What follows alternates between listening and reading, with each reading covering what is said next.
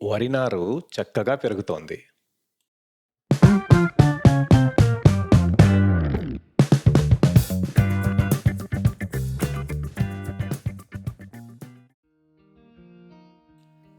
వరి విత్తనం నానబెట్టడం, నారుమడిలో మొలకలు వెదజల్లడం మనము మునుపటి వీడియోలో చూసాము. వరి పంట తదుపరి ప్రయాణాన్ని ఈ వీడియోలో చూద్దాం. వరి మొలకలు వెదజల్లిన తరువాత నారుమడి నుంచి నీరు తీసివేయబడుతుంది. దీనివల్ల మొలకలకి ప్రాణవాయువు బాగా లభించి పెరుగుదల బాగుంటుంది. ఇది విత్తనాలు మొలకెత్తడం నుంచి 4వ రోజు నారుమడిలో నారు స్థిరపడడం మనం చూడవచ్చు.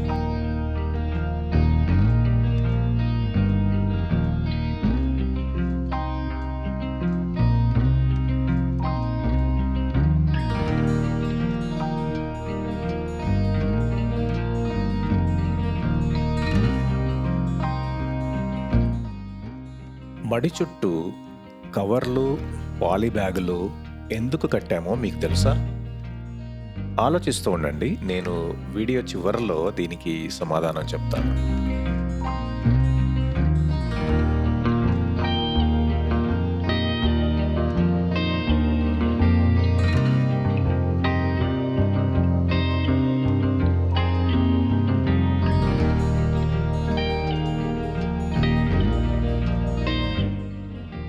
ఇది 9వ రోజు తెల్లవారుజాము.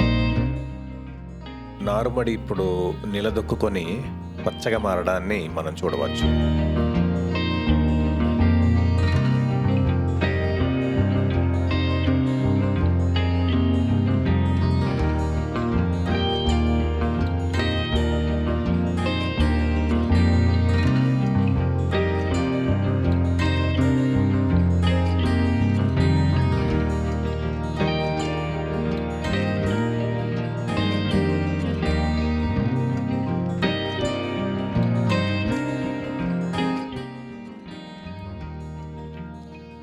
మనం పూర్తిగా సేంద్రియ పద్ధతిలో పెంచుతాం కనుక నారు పెరుగుదలకు రసాయన ఎరువులు ఏమీ వాడము.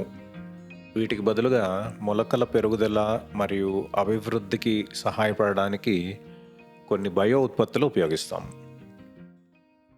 మన బృందం ప్రామ్ మరియు బయో పొటాషియం చల్లుతోంది. వీటి గురించి ఇంకొక ప్రత్యేక వీడియోలో వివరంగా మాట్లాడదాం.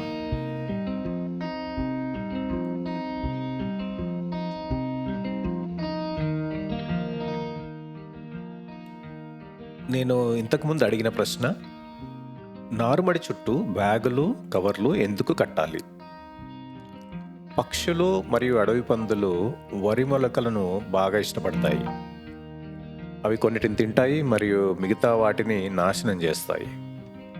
బ్యాగులు మరియు కవర్లు వాటి కదలిక మరియు అవి గాలిలో చేసే శబ్దం ద్వారా కొంతవరకు పంటను రక్షిస్తాయి.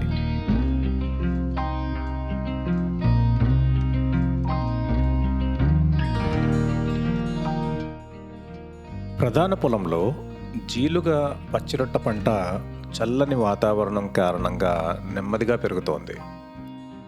ఈ వ్యవధిలో వర్షాకాలంలో ఇది ఇప్పటికే ఎత్తుగా పెరిగి ఉండేది. పచ్చిరొట్ట పంట వరి పంటకి అవసరమైన నత్రజనిని స్థిరీకరిస్తుంది. అయితే ఈ పంటకాలంలో పచ్చిరొట్ట పంట పూర్తి పెరుగుదలకు తగినంత సమయం ఉన్నట్టు కనిపించడం లేదు. మా తదుపరి వీడియోలలో ఈ వరి పంట పూర్తి జీవిత చక్రం చూద్దాం.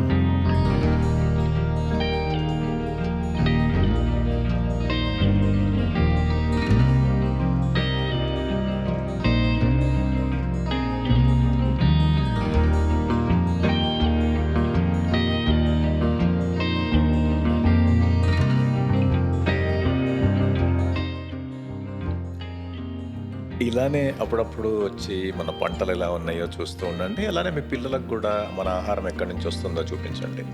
సబ్స్క్రైబ్ చేసి ఆ పక్కనున్న బెల్ ఐకాన్ నొక్కితే మీకు మన వీడియోలు పెట్టినప్పుడల్లా ఒక అప్డేట్ వస్తుంది. అలానే మనకి పొలాలు కనుక నచ్చినట్లయితే ఒక లైక్ కూడా ఇవ్వండి.